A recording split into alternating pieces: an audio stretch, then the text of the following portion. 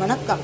சரல் கழனிக்கு உங்களை வரவேற்கிறேன். இன்றைக்கி கோஸ் உருளைக்கிழங்கு வச்சு ஒரு கிரேவியை தான் உங்களுக்கு இன்றைக்கி காட்ட போகிறாங்க இந்த வீடியோவில்.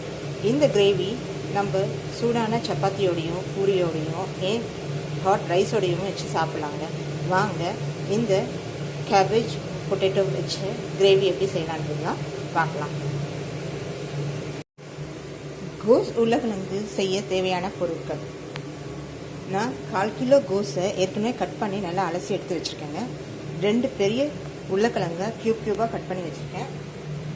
ஒரு பெரிய சைஸ் வெங்காயத்தை பொடிசாக நறுக்கி வச்சுருக்கேன்.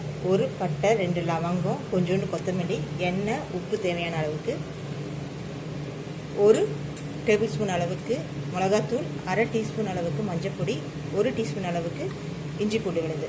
வாங்க இந்த கோஸ் உருளைக்கிழங்கு பொரியலை எப்படி செய்யலான்றது உங்களுக்கு காட்ட போகிறாங்க. கடாய் சூடானவனை ஒரு 4 டீஸ்பூன் அளவுக்கு எண்ணெயை விட்டு,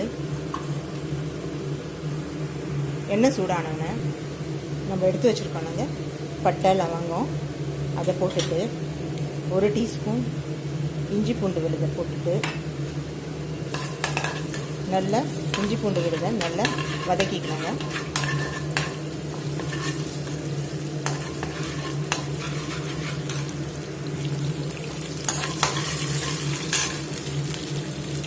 இப்போ இது நம்ம கட் பண்ணி வச்சுருக்கேன் வெங்காயத்தை போட்டு நல்ல வெங்காயத்தோட பச்சை வாசனை போட வரைக்கும் நல்லா வதக்கிக்கோங்க.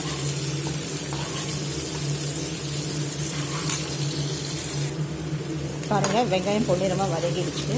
இப்போது நம்ம அலசி வச்சுருக்க கோஸை போட்டு நல்லா இந்த எண்ணெயை லைட்டாக வதக்கிக்கலாங்க.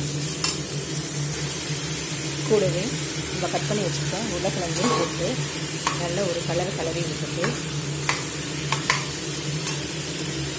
1 டீஸ்பூன் மஞ்சள் மிளகாப்பொடி, 1/2 டீஸ்பூன் மஞ்சள் பொடி, உப்பு தேவையான அளவுக்கு போட்டுட்டு,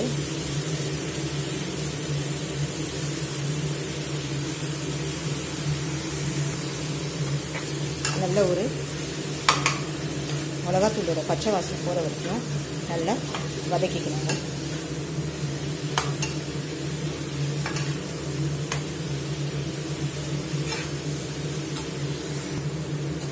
இப்போ ஒரு 1/2 கிளாஸ் அளவுக்கு தண்ணி அதில் சேர்த்து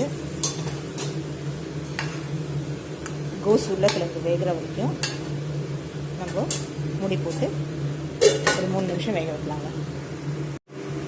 வாங்க கோஸ் உருளைக்கிழங்கு ரெடி ஆயிடுச்சான்னு பார்க்கலாம். ரெடி ஆயிடுச்சுங்க. உருளைக்கிழங்கு கூட நல்லா வெந்துடுச்சு.